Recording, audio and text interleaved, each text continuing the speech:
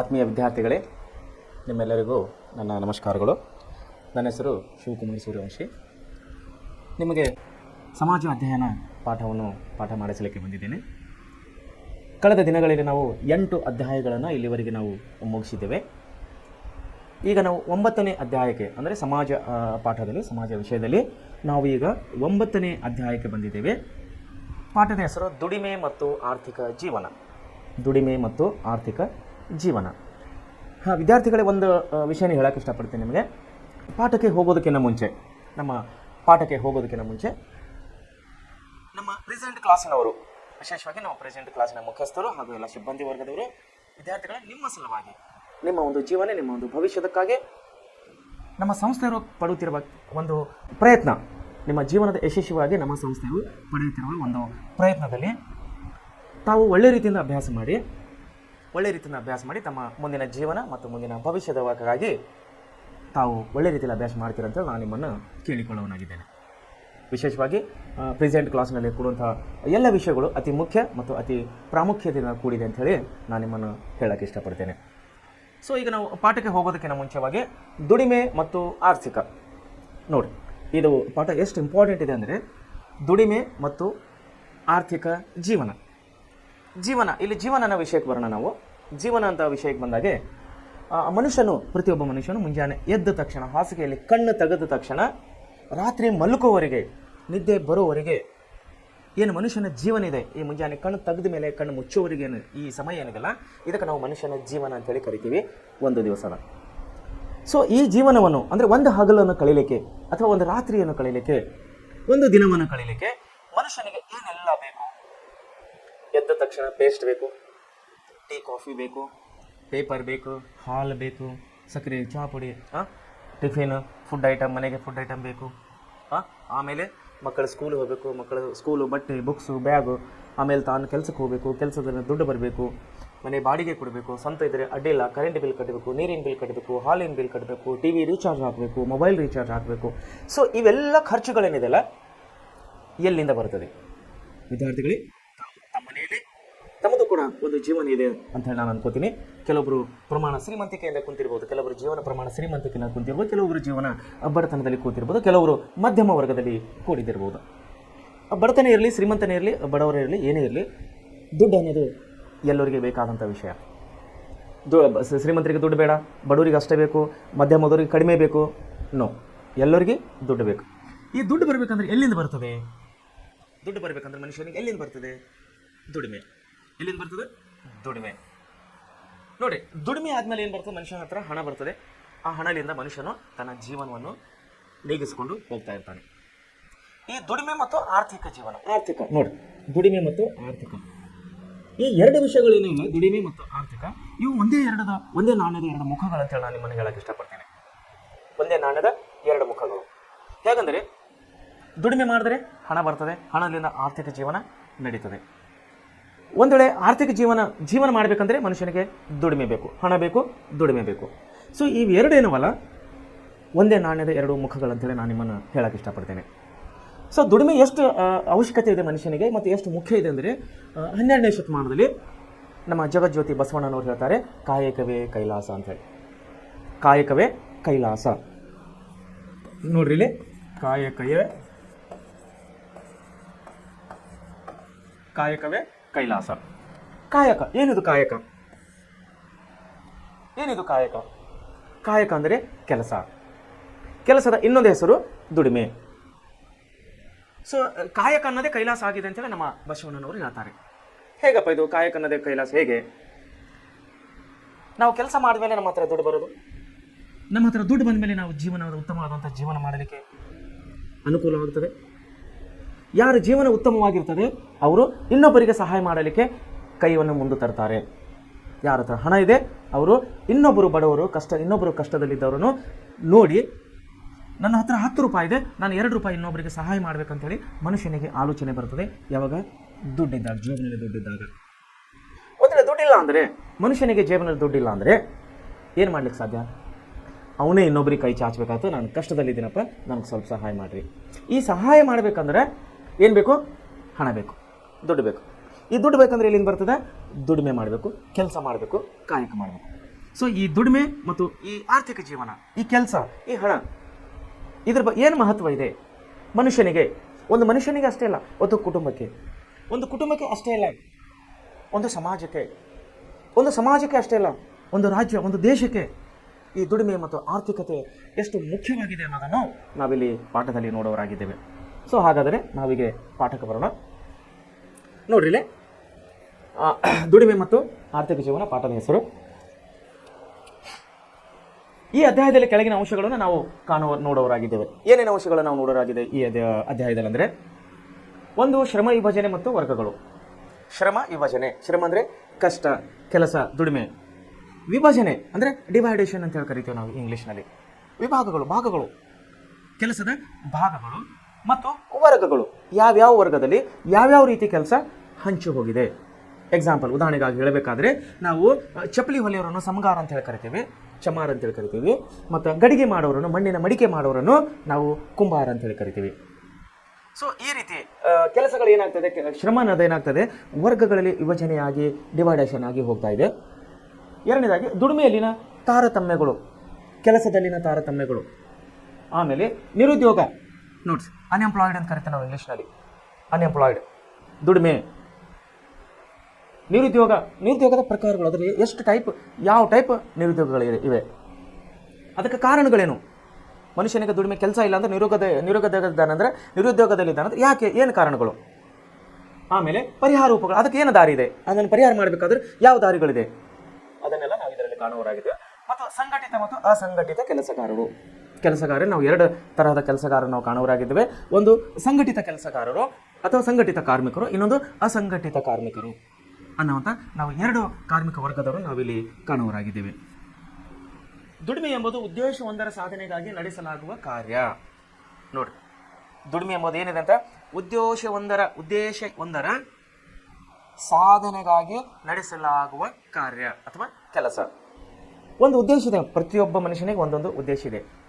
ಪ್ರತಿಯೊಂದು ಮನುಷ್ಯನಿಗೆ ಒಂದು ಉದ್ದೇಶ ಇದೆ. ನಾನು ಟೀಚರ್ ಆಗಬೇಕು, ನಾನು ಪೊಲೀಸ್ ಆಗಬೇಕು, ನಾನು ಲೆಕ್ಚರ್ ಆಗಬೇಕು, ನಾನು ಡಾಕ್ಟರ್ ಆಗಬೇಕು, ನಾನು ಇಂಜಿನಿಯರ್ ಆಗಬೇಕು, ನಾನು ಟ್ರೈನ್ ಡ್ರೈವರ್, ರೈಲ್ವೆ ಡ್ರೈವರ್ ಆಗಬೇಕು, ನಾನು ವಿಮಾನ ಡ್ರೈವರ್ ಆಗಬೇಕು. ಸೊ ಹೀಗೆ ಒಬ್ಬೊಬ್ಬರಿಗೆ ಒಂದೊಂದು ಥರ ಏನಿರ್ತವೆ, ಉದ್ದೇಶಗಳಿರ್ತವೆ. ಆ ಉದ್ದೇಶಗಳನ್ನು ಈಡೇರಬೇಕಾದರೆ ಅದರ ನಿಟ್ಟಿನಲ್ಲಿ, ಆ ಒಂದು ಕೆಲಸವನ್ನು ಕೈಗೊಳ್ಳುವ ನಿಟ್ಟಿನಲ್ಲಿ ಮನುಷ್ಯನು ಪ್ರಯತ್ನವನ್ನು ಮಾಡಬೇಕಾಗುತ್ತದೆ. ಪ್ರಯತ್ನ ಮಾಡಿದಾಗ ಕೆಲಸ ಸಿಕ್ಕಾಗ ಅದನ್ನು ನಾವು ದುಡಿಮೆ ಅಂತೇಳಿ ಕರಿತೀವಿ. ನೋಡಿ, ದುಡಿಮೆ ಎಂಬುದು ಒಂದು ಉದ್ದೇಶದ ಸಾಧನೆಗಾಗಿ ನಡೆಸಲಾಗುವಂಥ ಒಂದು ಕಾರ್ಯ ಅಥವಾ ಕೆಲಸವಾಗಿದೆ. ಒಬ್ಬ ವ್ಯಕ್ತಿಯ ಶಕ್ತಿಯ ವ್ಯಯದಿಂದ ಅಥವಾ ಪರಿಶ್ರಮದಿಂದ ಆತನಿಗೆ ಆರ್ಥಿಕ ಅಥವಾ ವಸ್ತು ರೂಪದ ಪ್ರತಿಫಲ ಸಿಗುವುದಿದ್ದರೆ ಅದನ್ನು ದುಡಿಮೆ ಅಂತೇಳಿ ನಾವು ಕರಿತೀವಿ. ನೋಡಿ, ದುಡಿಮೆ ಎದಕ್ಕಂತಾರೆ, ಒಂದು ಮನುಷ್ಯನ ಒಂದು ಮನುಷ್ಯನ ಪರಿಶ್ರಮದಿಂದ ಅಂದರೆ ಕೆಲಸ, ಅವನು ಪಡುವಂಥ ಕಷ್ಟದಿಂದ, ಅವನು ಮಾಡುವಂಥ ಕೆಲಸದಿಂದ ಆತನಿಗೆ ವಸ್ತು ರೂಪದ ಪ್ರತಿಫಲ ಸಿಗುವುದಿದ್ದರೆ ಅದನ್ನು ನಾವು ದುಡಿಮೆ ಅಂತೇಳಿ ಕರಿತೇವೆ. ದುಡಿಮೆಯು ನಮ್ಮ ಜೀವನದ ಮುಖ್ಯ ಅಂಗವಾಗಿದೆ. ನೋಡಿ, ನಾನು ಮೊದಲನೇಗೆ ನಿಮಗೆ ಪ್ರಸ್ತಾವನೆ ಇಲ್ಲ ಅಂತ ತಿಳಿಸಿದ್ದೇನೆ. ದುಡಿಮೆ ಅನ್ನೋದು ಮನುಷ್ಯನಿಗೆ ಅತಿ ಮುಖ್ಯವಾದಂಥ ಅಂಶವಾಗಿದೆ. ದುಡಿಮೆಯು ನಮ್ಮ ಜೀವನದ ಅತಿ ಮುಖ್ಯವಾದ ಅಂಗವಾಗಿದೆ. ನೋಡಿರಿ, ಇವಾಗ ಕೂಡ ಹಳ್ಳಿಯಲ್ಲಿ ನಾವು ಹೋದಾಗ ಸುಮಾರು ಜನರು ಕೆಲಸಕ್ಕೆ ಹೋಗೋದಿಲ್ಲ, ಮನೇಲಿ ಕೂತಿರ್ತಾರೆ, ಹರಟೆ ಹೊಡಿತಿರ್ತಾರೆ. ಅಕ್ಕಪಕ್ಕದವರು ಅಥವಾ ಅದೇ ಮನೆ ಹಿರಿಯವರು ಅಂತಾರೆ, ನೋಡಿ ದುಡಿಮೆ ಇಲ್ದಾಗೆ ಹೇಗೆ ಕೂತಾನೆ ನಾನು ಕೆಲಸಕ್ಕೆ ಹೋಗೋದು ಬಿಟ್ಟು ಬೈತಿರ್ತಾರೆ. ಯಾಕೆ? ದುಡಿಮೆ ಅನ್ನೋದು ಮನುಷ್ಯನಿಗೆ ಅತಿ ಮುಖ್ಯವಾದಂಥ ಅಂಶ. ಜೀವನ ನಿಭಾಯಿಸಲು ಕಡಿಮೆ ಅಗತ್ಯ, ಇದರಿಂದ ಜೀವನದ ಅವಶ್ಯಕತೆಗಳನ್ನು ಪೂರೈಸಿಕೊಳ್ಳಬಹುದು. ಆರ್ಥಿಕ ಜೀವನಕ್ಕೆ ಸಂಬಂಧಿಸಿದಂತೆ ದುಡಿಮೆಯ ರೂಪ, ಸ್ವರೂಪ ಸಮಾಜದಿಂದ ಸಮಾಜಕ್ಕೆ ಬೇರೆ ಬೇರೆಯಾಗಿರುತ್ತವೆ. ಇವು ಕಾಲದಿಂದ ಕಾಲಕ್ಕೆ ಬದಲಾಗ್ತಾ ಇರ್ತವೆ. ನೋಡಿ, ನಾನು ಹೇಳ್ದೆ ನಿಮಗೆ, ಮಣ್ಣಿನ ಗಡಿಗೆಯನ್ನು ಮಾಡೋನಿಗೆ ನಾವು ಏನಂತೀವಿ? ಕುಂಬಾರ ಅಂತ ಕರಿತೀವಿ, ಹೌದಲ್ಲ? ಆಮೇಲೆ ಚಪ್ಪಲಿ ಹೊಲಿಯವರಿಗೆ ನಾವೇನಂತ ಕರಿತೀವಿ? ಸಮಗಾರ ಅಥವಾ ಚಮಾರ ಅಂತ ಕರಿತೀವಿ. ಕೊಡ್ಲಿ ಬಡಿಗೆ ಮಾಡೋರಿಗೆ ನಾವೇನು ಕರಿತೀವಿ? ಕಂಬಾರ ಅಂತ ಕರಿತೀವಿ. ಸೊ ಇವು ಸೀಸನೇಬಲ್ ವರ್ಕ್ಗಳು, ಅಂದರೆ ಏನಂತಾರೆ ಇಲ್ಲಿ, ಕಾಲದಿಂದ ಕಾಲಕ್ಕೆ ಬದಲಾಗುತ್ತಿರುವ ಕೆಲಸಗಳು. ನೋಡಿ, ಕುಂಬಾರನ ಗಡಿಗೆ ಯಾವಾಗ ಜಾಸ್ತಿ ಸೇಲ್ ಆಗ್ತದೆ? ಬೇಸಿಗೆಯಲ್ಲಿ ಸೇಲ್ ಆಗುತ್ತದೆ. ಕುಂಬಾರನ ಗಡಿಗೆಗಳು ಬೇಸಿಗೆಯಲ್ಲಿ ತುಂಬ ಸೇಲ್ ಆಗುತ್ತದೆ. ಆಮೇಲೆ ಮಳೆಗಾಲ ಅಥವಾ ಚಳಿಗಾಲದಲ್ಲಿ ಅವನ ಕೆಲಸ ಕಡಿಮೆ ಆಗುತ್ತದೆ. ಬಿಕಾಸ್ ಗಡಿಗೆ ಅಥವಾ ಮಡಿಕೆಯನ್ನು ಬಳಸುವವರ ಸಂಖ್ಯೆ ಕಡಿಮೆ ಆಗುತ್ತದೆ. ಆಮೇಲೆ ನಾವು ಚಮಾರನ ಕಡೆ ಬಂದಾಗ, ಚಮ್ಮಾರನ ಕಡೆ ಬಂದಾಗ ಅಥವಾ ಸಮಗಾರನ ಕಡೆ ಕೆಲವೊಂದು ಊರುಗಳಲ್ಲಿ ಅವರನ್ನು ಚಮ್ಮಾರ ಅಂತ ಕರೀತಾರೆ, ಕೆಲವೊಂದು ಊರುಗಳು ಸಮಗಾರ ಅಂತ ಹೇಳಿ ಕರೀತಾರೆ. ಅವ್ರ ಉದ್ಯೋಗ ಚಪ್ಪಲಿ ಹೊಲಿಯೋದು, ಹೊಸ ಚಪ್ಪಲಿಗಳನ್ನು ಮಾಡೋದು, ಶೂ ಮಾಡೋದು, ಇವೆಲ್ಲ ಅವರ ಪಾದರಕ್ಷೆಗಳನ್ನು ನಾವು ಹೇಳ್ತೀವಿ. ಪಾದರಕ್ಷೆಗಳನ್ನು ತಯಾರು ಮಾಡೋದು, ಹೊಸದಾಗಿ ತಯಾರು ಮಾಡೋದು ಮತ್ತು ರಿಪೇರಿ ದುರಸ್ತಿ ಮಾಡುವುದು ಅವರ ಒಂದು ಕಾಯಕ, ಅವರ ಒಂದು ಕೆಲಸವಾಗಿರ್ತದೆ. ಅವರಿಗೆ ನಾವು ಸಮಗಾರ ಅಥವಾ ಚಮ್ಮಾರ ಅಂತ ಕರಿತೇವೆ. ನೋಡಿ, ಸಮಗಾರನ ಕೆಲಸ ಸೀಸನೇಬಲ್ ಇದೆಯಾ ಅಂದರೆ ಅವನಿಗೆ 3 ತಿಂಗಳು 6 ಹೆಂಗೆ ಕುಂಬಾರಿಗೆ ಏನಿದೆ ಮಡಿಕೆ ಮಾಡ್ತಾನೆ, 3 ತಿಂಗಳು 4 ತಿಂಗಳು ಅಷ್ಟೇ ಒಂದು ಬಳಕೆ ಆಗ್ತದೆ ಮಡಿಕೆಗಳು. ಆಮೇಲೆ ಮಳೆಗಾಲದಲ್ಲಿ ಮಡಿಕೆ ಬಳಕೆ ಆಗೋದಿಲ್ಲ. ಆಲ್ರೆಡಿ ತಣ್ಣದಂಥ ವಾತಾವರಣದಲ್ಲಿ ಮತ್ತೆ ತಣ್ಣಗೆ ನೀರು ಯಾರಾದರೂ ಕುಡಿಯೋದಿಲ್ಲ. ಸೊ ಕುಂಬಾರನ ಕೆಲಸ ಏನು ಮಳೆಗಾಲದಲ್ಲಿ ಚಳಿಗಾಲದಲ್ಲಿ ಕಡಿಮೆ ಆಗ್ತದೆ. ಅದನ್ನೇ ನಾವು ಸಮಗಾರನ ಕೆಲಸಕ್ಕೆ ಬಂದಾಗ ಅಥವಾ ಪಾದರಕ್ಷಣೆ ಮಾಡೋನ ಕೆಲಸಕ್ಕೆ ಬಂದಾಗ ಅವನ ಕೆಲಸ ಯಾವಾಗ ಜಾಸ್ತಿ ಇರ್ತದೆ ಮತ್ತು ಯಾವಾಗ ಕಡಿಮೆ ಇರ್ತದೆ. ಚಪ್ಪಲಿ ಹಾಕೊಳ್ಳಲ್ದೆ ತಿರುಗೋರು ಯಾರಾದರೂ ಅದಾರ? ಚಿಕ್ಕ ಮಗು, ಹುಟ್ಟಿದ ಮಗು, 2 ತಿಂಗಳ 3 ತಿಂಗಳ ಆಗೋದು ಮಗು ಕೂಡ ಅದಕ್ಕೆ ನಡೆಯೋಕ್ಕೂ ಬರೋದಿಲ್ಲ ಆ ಕೂಸಿಗೆ. ಆದರೆ ಆ ಪಾಪಗೆ ಚಪ್ಪಲು ಶೂಸ್ ಹಾಕುವಂಥ ಪದ್ಧತಿಯನ್ನು ಇತ್ತೀಚಿನ ದಿನಗಳಲ್ಲಿ ನಾವೆಲ್ಲರೂ ನೋಡುವವರಾಗಿದ್ದೇವೆ. ಚಿಕ್ಕ ಮಕ್ಕಳಿಗೆ, ಹುಟ್ಟಿದ ಮಗುವಿಗೆ 1 ತಿಂಗಳಾದಂಥ ಆ ಮಗುಗೆ ಎದ್ದು ಕೂತ್ಕೊಳ್ಳೋಕೆ ಬರಲ್ಲ ನೀಟಾಗಿ. ಅದಕ್ಕೆ ಒಳ್ಳೊಳ್ಳೆ ಬಟ್ಟೆಗಳು, ಫ್ಯಾಷನ್ ಡಿಸೈನ್ಗಳು, ಸಿಂಗಾರ ಮಾಡ್ತಾರೆ ತಾಯಿಗಳು ಆ ಮಕ್ಕಳನ್ನು, ಆ ಮಗುವನ್ನು. ಆ ಕೂಸಿಗೆ ಸಾಕ್ಸ್ ಹಾಕ್ತಾರೆ, ಶೂಸ್ ಹಾಕ್ತಾರೆ. ಎಲ್ಲ ಬರೋರೆಲ್ಲ ನಮ್ಮ ಮಗು ಚೆನ್ನಾಗಿ ಕಾಣಬೇಕು, ಕೂಸಿಗೆ ನೋಡೋಕೆ ಬರೋರೆಲ್ಲ ನಮ್ಮ ಮಗು ಚೆನ್ನಾಗಿ ಕಾಣಬೇಕು ಅಂತ ವಿವಿಧ ರೂಪದಲ್ಲಿ ಆ ಮಗುವನ್ನು ಸಿಂಗಾರ ಮಾಡೋದನ್ನು ನಾವು ಕಾಣುವರಾಗಿದ್ದೇವೆ ಮಕ್ಕಳೇ. ಸೊ ಇಲ್ಲೇನಂತೀವಿ ಅಂದರೆ ಪಾದರಕ್ಷೆ ತಯಾರು ಮಾಡುವ ಕೆಲಸವು ಇಲ್ಲಿ ಸೀಸನೇಬಲ್ ಅಂದರೆ ಕಾಲಕ್ಕೆ ತಕ್ಕ ಬದಲಾಗುವಂಥ ಕೆಲಸ ಇದೆಯಾ? ಇಲ್ಲ. ಅವನು 12 ತಿಂಗಳ ಕೆಲಸ ಅವನಿಗೆ. ಯಾರಿಗೆ? ಪಾದರಕ್ಷೆ ಮಾಡೋನಿಗೆ. ಯಾಕಂದರೆ ಚಪ್ಪಲಿ ಇಲ್ದೇ ಯಾರು ತಿರುಗ್ತಾ ಇಲ್ಲ ಇವತ್ತಿನ ಕಾಲದಲ್ಲಿ. ಎಲ್ಲರೂ ಚಪ್ಪಲ್ ಹಾಕ್ಕೊಂಡು ಶೂಸ್ ಹಾಕ್ಕೊಂಡು ತಿರುಗ್ತಾರೆ. ಸೊ ಇವನಿಗೆ 12 ತಿಂಗಳ ಕೆಲಸ ಆಯಿತು. ಅಲ್ಲಿ ಮಡಿಕೆ ಮಾಡೋನಿಗೆ ಏನಾಗ್ತದೆ, ಕುಂಬಾರನಿಗೆ ಏನಾಗ್ತದೆ 3 ತಿಂಗಳು ಅಥವಾ 4 ಅಥವಾ 5 ತಿಂಗಳು ಅವನಿಗೆ ಕೆಲಸ ಆಗ್ತಾ ಇದೆ. ಸೊ ಇದನ್ನು ಏನು ಹೇಳ್ತಾ ಇದ್ದಾರೆ ಅಂದರೆ ಕಾಲಕ್ಕೆ ತಕ್ಕಂತೆ ನೋಡಿ, ಕಾಲದಿಂದ ಕಾಲಕ್ಕೆ ಬದಲಾಗುತ್ತಿರುವ ಈ ಕೆಲಸಗಳನ್ನು ಮನುಷ್ಯನ ಆರ್ಥಿಕ ಜೀವನಕ್ಕೆ ಸಂಬಂಧಪಟ್ಟಂತೆ ರೂಪ ಸ್ವರೂಪಗಳು ಬದಲಾಗ್ತಾ ಇರ್ತವೆ. ಮುಂದೆ ನೋಡಿ, ಶ್ರಮ ವಿಭಜನೆ ಮತ್ತು ವರ್ಗಗಳು. ಶ್ರಮವನ್ನು ಯಾವ ರೀತಿ ವಿಭಜನೆ ಮಾಡ್ತಾ ಇದ್ದಾರೆ ಮತ್ತು ಅದರ ಯಾವ ವರ್ಗಗಳಿದೆ ಅನ್ನೋದನ್ನು ನಾವು ನೋಡೋರಾಗಿದ್ದೇವೆ. ಒಂದು ಕೆಲಸವನ್ನು ಜನರು ತಮ್ಮ ಆಸಕ್ತಿ, ಅಭಿರುಚಿ, ಸಾಮರ್ಥ್ಯ, ವಯಸ್ಸು, ವಿಶೇಷ ಪರಿಣಿತಿ, ಕೌಶಲ್ಯ ಹಾಗೂ ಲಿಂಗಭೇದಗಳ ಆಧಾರದ ಮೇಲೆ ಹಂಚಿಕೊಂಡು ಮಾಡುವುದನ್ನು ಶ್ರಮ ವಿಭಜನೆ ಅಂತೇಳಿ ನಾವು ಕರಿತಾ ಇದ್ದೇವೆ. ಏನಂತಂದರೆ ಒಂದು ಕೆಲಸವನ್ನು, ಎಂಥ ಕೆಲಸ ಅದು? XYZ ಒಂದು ಕೆಲಸವನ್ನು ಜನರು ತಮ್ಮ ಆಸಕ್ತಿ ಅಂದರೆ ಅವರಿಗೆ ಇಂಟ್ರೆಸ್ಟ್ ಇದ್ದಂಥ ಕೆಲಸ. ನೋಡಿ, ಕೆಲವರು ಮನೇಲಿ ಅಂತಾರೆ, ಏನಪ್ಪ ಕೆಲಸಕ್ಕೆ ಹೋಗೋದ? ನಾನು ಆ ಕೆಲಸಕ್ಕೆ ಹೋಗೋದಿಲ್ಲ, ನನಗೆ ಇಂಟ್ರೆಸ್ಟ್ ಇಲ್ಲ, ಆ ಕೆಲಸಕ್ಕೆ ಹೋಗಲಿಕ್ಕೆ ನನಗೆ ಮನಸ್ಸಿಲ್ಲ, because I am not interest that work. ಆ ಕೆಲಸದಲ್ಲಿ ನನಗೆ ಇಂಟ್ರೆಸ್ಟ್ ಇಲ್ಲ, ನನಗೆ ರುಚಿ ಇಲ್ಲ, ನಾನು ಹೋಗೋದಿಲ್ಲ ಅಂತಾರೆ. ಕೆಲಸವನ್ನು ತಮ್ಮ ಅವರಿಗೆ ಆಸಕ್ತಿ ಇದ್ದಂಥ ಕೆಲಸಗಳಲ್ಲಿ ಮಾತ್ರ ಅವ್ರು ಹೋಗ್ತಾರೆ. ಅವರಿಗೆ ಕೆಲಸ ಮಾಡಲಿಕ್ಕೆ ಯಾವ ಕೆಲಸದಲ್ಲಿ ಮನಸ್ಸಿದೆಯೋ ಆ ಕೆಲಸಕ್ಕೆ ಮಾತ್ರ ಹೋಗ್ತಾರೆ. ಅದನ್ನು ನಾವು ಜನರ ಆಸಕ್ತಿ ಅಂತೇಳಿ ಕರಿತೀವಿ. ಆಮೇಲೆ ಅಭಿರುಚಿ, ಅವರಿಗೆ ಕೆಲಸ ಮಾಡೋಕ್ಕಲ್ಲಿ ಮನಸ್ಸಿರಬೇಕಲ್ಲಿ ಇಂಟ್ರೆಸ್ಟ್ ಇರಬೇಕು. ಸಾಮರ್ಥ್ಯ, ಮತ್ತು ಆ ಕೆಲಸ ಮಾಡುವಂಥ ಸಾಮರ್ಥ್ಯ ಕೂಡ ಇರಬೇಕು ಅವನಿಗೆ. ಎಕ್ಸಾಂಪಲ್, ಈಗ ನಾವು 60-70 ವರ್ಷ ಆದಂಥ ಅಜ್ಜನಿಗೆ ಗೌಂಡಿ ಗಾರೆ ಕೆಲಸಕ್ಕೆ ಹೋಗಿ ಅಲ್ಲ ದೊಡ್ಡ ಕಲ್ಲುಗಳು ಎತ್ತಪ್ಪ ಅಂದ್ರೆ ಅವನಿಗೆ ಎತ್ತಲಕ್ಕಾಗುತ್ತೆ? ಆಗೋದಿಲ್ಲ. ಸೊ ಅವನಿಗೆ ಸಾಮರ್ಥ್ಯ ಬೇಕು, ಆ ಕೆಲಸ ಮಾಡುವಂಥ ಸಾಮರ್ಥ್ಯ ಬೇಕು. ಇಲ್ಲ, ಒಬ್ಬ ಅನಕ್ಷರಸ್ಥನಿಗೆ ಶಾಲೆಯನ್ನು ಕಲಿದವನಿಗೆ ಹೋಗಿ ಶಾಲೆಯಲ್ಲಿ ಪಾಠ ಮಾಡ್ಬೋದಾ? ಆಗೋದಿಲ್ಲ. ಒಬ್ಬ ಶಾಲೆಯಲ್ಲಿ ಪಾಠ ಮಾಡುವಂಥ ಒಬ್ಬ ಶಿಕ್ಷಕ ಅಥವಾ ದೊಡ್ಡ ಇಂಜಿನಿಯರ್, ಒಂದು ದೊಡ್ಡ ಪೋಸ್ಟ್ನಲ್ಲಿರುವಂಥ ದೊಡ್ಡ ಹುದ್ದೆಯಲ್ಲಿರುವಂಥ ವ್ಯಕ್ತಿಯನ್ನು ನಾವು ಕರ್ಕೊಂಡೋಗಿ ಹೊಲದಲ್ಲಿ ನೇಗಿಲು ಹೊಡಿಯಪ್ಪ ಅಂದ್ರೆ ಅವನು ಹೊಡಿಲಿಕ್ಕಾಗುತ್ತದೆ? ಆಗೋದಿಲ್ಲ. Because he was a not capable man. He is a not capable man that work. ಅಂದರೆ ಆ ಕೆಲಸಕ್ಕೆ ಅವನು ಅಪ್ಲಿಕೇಬಲ್ ಇಲ್ಲ, ಸಾಮರ್ಥ್ಯ ಇಲ್ಲ, ಆ ಕೆಲಸ ಮಾಡಲಿಕ್ಕೆ ಅವನಿಗೆ ಸಾಮರ್ಥ್ಯ ಇಲ್ಲ ಅಂತೇಳಿ ನಾವು ಹೇಳ್ಬೋದು. ಸೊ ಅದು ಏನಂತಂದರೆ ಅವ್ರಿಗೆ ಆಸಕ್ತಿ ಇರಬೇಕು, ಅದಕ್ಕೆ ಅಭಿರುಚಿ ಇರಬೇಕು ಮತ್ತು ಸಾಮರ್ಥ್ಯ ಇರಬೇಕು. ಅವ್ರಿಗೆ ಆ ಕೆಲಸದಲ್ಲಿ ಅವರಿಗೆ ಸಾಮರ್ಥ್ಯ ಇದ್ದಾಗ ಮಾತ್ರ ಆ ಕೆಲಸವನ್ನು ಅವನು ಮಾಡ್ಬೋದು. ಕೇವಲ ಸಾಮರ್ಥ್ಯ ಅಷ್ಟೇ ಸಾಲದು, ವಯಸ್ಸು ಕೂಡ ಬೇಕು. ಹೇಳ್ದಲ್ಲ ನಿಮಗೆ, ಒಬ್ಬ ವಯೋವೃದ್ಧನಿಗೆ ನಾವು ತುಂಬ ಭಾರವಾದಂಥ ಕೆಲಸಗಳು ನಾವು ಹೇಳಕ್ಕೆ ಬರೋದಿಲ್ಲ, ಯಾಕಂದರೆ ಅವನ ಕೈಲಿ ಭಾರ ಮಾಡೋಕ್ಕಾಗೋದಿಲ್ಲ. ವಯಸ್ಸಿಗೆ ಸಂಬಂಧಪಟ್ಟಂಥ ಕೆಲಸಗಳು ನಾವು ಅವ್ರಿಗೆ ಹೇಳಬೇಕಾಗ್ತವೆ. ಆಮೇಲೆ ವಿಶೇಷ ಪರಿಣಿತಿ, ಟ್ರೈನಿಂಗ್ ಅಂತ ಕರಿತೀವಿ ನಾವು. ವಿಶೇಷ ಪರಿಣಿತಿ ಅಂದರೆ ಸ್ಪೆಷಲ್ ಟ್ರೈನಿಂಗ್ ಅಂತ ಕರಿತೀವಿ ನಾವು. ಉದಾಹರಣೆಗೆ ಪೊಲೀಸು ನೋಡಿ, ಪೊಲೀಸಿನ ಬಗ್ಗೆ ತಾವು ಯಾವಾಗಾದ್ರೂ ವಿಚಾರ ಮಾಡಿದ್ರೆ, ಒಬ್ಬ ಪೊಲೀಸ್ ಕಾನ್ಸ್ಟೇಬಲ್ ಒಂದು 4ರಿಂದ 5 ಜನರಿಗೆ ಅವನು ಮೇಂಟೈನ್ ಮಾಡ್ಬೋದು, ಅಂದರೆ ಕಂಟ್ರೋಲ್ ಮಾಡ್ಬೋದು. ಒಬ್ಬ police constable 4 to 5 members, he is the control of the 4 to 5 members or peoples. But 4 to 5 peoples are not controlled to one PC or one police constable, because he is a trained man. ಯಾರು? Police ಇದ್ದಾನೆ ಇಲ್ಲಿ ಪರಿಣಿತಿ ಹೊಂದಿದಂಥ ವ್ಯಕ್ತಿಯಾಗಿದ್ದಾನೆ, ಕೌಶಲ್ಯ ಹೊಂದಿದಂಥ ವ್ಯಕ್ತಿಯಾಗಿದ್ದಾನೆ. ನೋಡಿ, ಪರಿಣಿತಿ, ವಿಶೇಷ ಪರಿಣಿತಿ, ನೋಡಿ ಸ್ಪೆಷಲ್ ಟ್ರೈನಿಂಗ್ ಆಗಿದೆ ಅವನಿಗೆ. ಯಾರಿಗೆ? ಪೊಲೀಸರಿಗೆ ಟ್ರೈನಿಂಗ್ ಆಗಿದ್ದ ಸಲುವಾಗಿ ಅವರಿಗೆ ಸುಮಾರು I think 2 years training, police constable or 1 year training. ಪೊಲೀಸರಿಗೆ 1 ಅಥವಾ 2 ವರ್ಷ ತರಬೇತಿ ಕೊಡ್ತಾರೆ ಅವರಿಗೆ. ಆ 1 ವರ್ಷ 2 ವರ್ಷ ತರಬೇತಿಯಲ್ಲಿ ಮನುಷ್ಯನಿಗೆ ಯಾವ ಭಾಗದಲ್ಲಿ ಹೊಡಿಬೇಕು, ಯಾವ ಭಾಗದಲ್ಲಿ ಹೊಡೆದರೆ ಏನು ಪರಿಣಾಮ ಆಗುತ್ತದೆ, ಓಡವನಿಗೆ ನಿಲ್ಲಿಸಲಿಕ್ಕೆ ಹೇಗೆ ಹೊಡಿಬೇಕು, ನಿಂತವನಿಗೆ ಓಡಿಸಲಿಕ್ಕೆ ಹೇಗೆ ಹೊಡಬೇಕು, ಎಲ್ಲವೂ ಅವನಿಗೆ ಟ್ರೈನಿಂಗ್ ಆಗಿರ್ತದೆ. He is A special training man. ಯಾರು? ಪೊಲೀಸರು. ಅದಕ್ಕಾಗಿ ಒಬ್ಬ ಪೊಲೀಸ್ ಕಾನ್ಸ್ಟೇಬಲು 4 ರಿಂದ 5 ವ್ಯಕ್ತಿಗಳನ್ನು ಕಂಟ್ರೋಲ್ ಮಾಡ್ಬೋದು. ಆದರೆ 4 ರಿಂದ 5 ವ್ಯಕ್ತಿಗಳು ಒಂದು ಪೊಲೀಸ್ನ ಕಂಟ್ರೋಲ್ ಮಾಡಲಿಕ್ಕೆ ಆಗೋದಿಲ್ಲ. ಬಿಕಾಸ್ ಈ ಎ ಟ್ರೈನ್ಡ್ ಮ್ಯಾನ್. ತರಬೇತಿ ಹೊಂದಿದಂಥ ವ್ಯಕ್ತಿ ಪೊಲೀಸ್ ಆಗಿದ್ದಾನೆ, ತರಬೇತಿ ಹೊಂದದೇ ಇರುವಂಥ ವ್ಯಕ್ತಿಗಳು ಸಾಮಾನ್ಯ ಜನರಾಗಿದ್ದಾರೆ. ನೋಡಿ, ಒಂದು ಊರಲ್ಲಿ 2 ಅಥವಾ 3 ಪೊಲೀಸ್ ಬಂದಿದ್ದಲ್ಲಿ ಎಷ್ಟು ಜನ ಜಮಾವಣೆ ಆಗ್ತಾರೆ? ಒಂದು ಓಣಿಯಲ್ಲಿ 2 ಅಥವಾ 3 ಪೊಲೀಸ್ ಸುಮ್ಮನೆ ಬಂದು ನಿಂತ್ಕೊಳ್ಳೋರು. ಅವರ ಡ್ಯೂಟಿ ಮೇಲೆ ಅವ್ರು ಬಂದಿರ್ತಾರೆ. 2 ಪೊಲೀಸ್ ಅದರಲ್ಲಿ 10 ಜನ 20 ಜನ ನೋಡ್ಲಿಕ್ಕೆ ಬರ್ತಾರೆ. ಏನಾತಪ್ಪ, ಯಾಕೆ ಪೊಲೀಸರು ಬಂದಾರೆ, ಯಾಕೆ ಪೊಲೀಸರು ಬಂದ?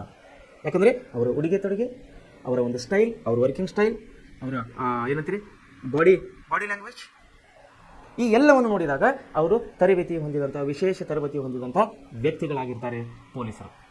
ಅದೇ ಕೊಟ್ಟಿದ್ದಾರೆ, ಏನು ಕೊಟ್ಟಿದ್ದಾರೆ? ವಿಶೇಷ ಪರಿಣಿತಿ, ಕೌಶಲ್ಯ ಮತ್ತು ಲಿಂಗಭೇದಗಳ ಆಧಾರದ ಮೇಲೆ ಹಂಚಿಕೊಂಡು ಮಾಡುವುದನ್ನು ಶ್ರಮ ವಿಭಜನೆ ಅಂತೇಳಿ ನಾವು ಕರೆಯುವವರಾಗಿದ್ದೇವೆ.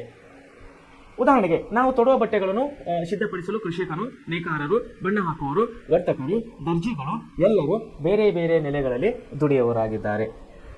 ನೋಡಿ, ನಾವು ಹಾಕೊಳ್ಳುವಂಥ ಬಟ್ಟೆಗಳು ಮೊದಲನೇದಾಗಿ ಯಾರು ತಯಾರು ಮಾಡ್ತಾ ಇದ್ದಾರೆ? ಇದು ಹೊಲದಲ್ಲಿ ಹತ್ತಿಯನ್ನು ತಯಾರು ಮಾಡ್ತಾ ಇದ್ದಾನೆ, ಹತ್ತಿಯನ್ನು ಬೆಳೆಸ್ತಾ ಇದ್ದಾನೆ ರೈತನು. ಎಲ್ಲ ಕಾಟನ್ ಬಟ್ಟೆಗಳೆಲ್ಲ, ಬಟ್ಟೆ ಹೇಗೆ ತಯಾರಿರುತ್ತೆ ಗೊತ್ತಾ ನಿಮಗೆ? ಹತ್ತಿಲಿಂದ, ಕಾಟನ್ ಬಟ್ಟೆ ಹತ್ತಿಗಳಿಂದ ಬಟ್ಟೆಗಳನ್ನು ತಯಾರು ಮಾಡ್ತಾರೆ. ಈ ಬಟ್ಟೆ ಹತ್ತಿ ಎಲ್ಲಿ ತಯಾರಾಗುತ್ತೆ, ಎಲ್ಲಿ ಹುಟ್ಟುತ್ತದೆ? ಹೊಲದಲ್ಲಿ ಬೆಳೀತಾರೆ ಹತ್ತಿ ಬೆಳೆಗಾರರು. ನಮ್ಮ ಕೃಷಿಕರು, ನಮ್ಮ ರೈತರು ಬೆಳೀತಾರೆ ಹತ್ತಿ ಹೊಲದಲ್ಲಿ. ಆ ಹತ್ತಿಯನ್ನು ಕೀಳಲಿಕ್ಕೆ ಮತ್ತು ಲೇಬರ್ಸ್ ಬೇಕು, ಕಾರ್ಮಿಕರು ಬೇಕು, ಕೃಷಿ ಕಾರ್ಮಿಕರು ಬೇಕು. ಕೀಳಿದಾಗ ಆ ಹತ್ತಿಯನ್ನು ತಂದು ಇಲ್ಲಿ ಮಾರ್ಕೆಟ್ನಲ್ಲಿ ಸೇಲ್ ಮಾಡಬೇಕು, ಅದು ಮಾರಬೇಕು. ಸೇಲ್ ಮಾಡಿದಾಗ ಅದನ್ನು ತೊಗೊಂಡು ಹೋಗಿ ಫ್ಯಾಕ್ಟ್ರಿಗೆ, ಅಂದರೆ ಬಟ್ಟೆ ಫ್ಯಾಕ್ಟ್ರಿಗೆ ತೊಗೊಂಡು ಹೋಗಿ ಅದನ್ನು ನೂಲುಗಳನ್ನು ತೆಗೆದು ನೇಕಾರರು ಏನು ಮಾಡ್ತಾರೆ, ಅದನ್ನು ಬಟ್ಟೆಯಾಗಿ ಮಾರ್ಪಾಡು ಮಾಡ್ತಾರೆ. ನೋಡಿ, ನೇಕಾರರು ಅಂತ ಕೊಟ್ಟಿದ್ದಾರೆ. ಕೃಷಿಕರು ಅಂದರೆ ಹತ್ತಿ ಬೆಳೆಯಲಿಕ್ಕೆ ಕೃಷಿಕರು ಬೇಕು, ಬಟ್ಟೆ ನೇಯಲಿಕ್ಕೆ, ದಾರ ನೇಯಲಿಕ್ಕೆ ನೇಕಾರ ಬೇಕು, ಮತ್ತು ಬಣ್ಣೆ ಹಾಕೋರು ಬೇಕು, ಡಿಸೈನರ್ ಬಣ್ಣೆ ಹಾಕೋರು ಬೇಕು. ಆಮೇಲೆ ವರ್ತಕರು, ಬಟ್ಟೆ ಮಾರೋರು ಬೇಕು, ಅದು ಬಟ್ಟೆ ಮಾರೋರು ಬೇಕಲ್ಲ. ಆಮೇಲೆ ಟೈಲರ್ಸ್, ದರ್ಜಿಗಳು, ಬಟ್ಟೆ ಹೊಲಿಯೋರು, ಟೈಲರ್ಸ್ ಬೇಕು. ಹಾಗೆ ಎಲ್ಲರೂ ಬೇರೆ ಬೇರೆ ಬೇರೆ ವಿಧಗಳಲ್ಲಿ ಕೆಲಸ ಮಾಡ್ತಾ ಇದ್ದಾರೆ ಕೇವಲ ಒಂದು ಬಟ್ಟೆ ತಯಾರು ಮಾಡಲಿಕ್ಕೆ. ಹತ್ತಿ ತಯಾರಾಗಬೇಕು, ಹತ್ತಿ ತಂದು ಮಾರಬೇಕು, ಫ್ಯಾಕ್ಟ್ರಿ ಹೋಗಬೇಕು, ನೂಲಾಗಬೇಕು, ಮತ್ತೆ ಮಾರ್ಕೆಟಿಗೆ ಬರಬೇಕು, ಕಸ್ಟಮರ್ಗೆ ಸೇಲ್ ಆಗಬೇಕು, ಟೈಲರ್ ಬಟ್ಟೆ ಹೊಲಿಬೇಕು, ಆಮೇಲೆ ಬಟ್ಟೆ ನಾವು ಹಾಕೊಳ್ಳೋದು. ಸೊ ಒಂದು ಶರ್ಟ್ ಅಥವಾ ಒಂದು ಬಟ್ಟೆಯನ್ನು ರೆಡಿ ಮಾಡಲಿಕ್ಕೆ ಇಷ್ಟು ಜನ ದುಡಿತಾ ಇದ್ದಾರೆ, ರೈತರು ಹಿಡ್ಕೊಂಡು ಗ್ರಾಹಕನವರೆಗೆ. ಸೊ ಇದನ್ನೇ ಅಂತ ಇದ್ದಾರೆ, ಈ ಎಲ್ಲರೂ ಏನಾದಾರ ಬೇರೆ ಬೇರೆ ವರ್ಗಗಳಲ್ಲಿ ಕೆಲಸ ಮಾಡ್ತಾ ಇದ್ದಾರೆ.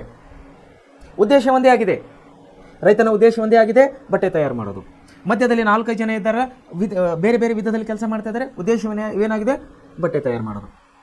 ಸೊ ಉದ್ದೇಶ ಒಂದೇ ಇದೆ, ಕೆಲಸ ಮಾಡೋರು 4-5 ವರ್ಗದವರಾಗಿದ್ದಾರೆ. ಅದೇ ಹೇಳಿದ್ದಾರೆ. ಏನು ಹೇಳಿದ್ದಾರೆ ಇಲ್ಲಿ? ನಾವು ತೊಡುವ ಬಟ್ಟೆಗಳು ಸಿದ್ಧಪಡಿಸಲು ಕೃಷಿಕರು, ನೇಕಾರರು, ಬಣ್ಣ ಹಾಕೋರು, ವರ್ತಕರು, ದರ್ಜಿಗಳು ಎಲ್ಲರೂ ಬೇರೆ ಬೇರೆ ನೆಲೆಗಳಲ್ಲಿ ಕೆಲಸ ಮಾಡುವವರಾಗಿದ್ದಾರೆ.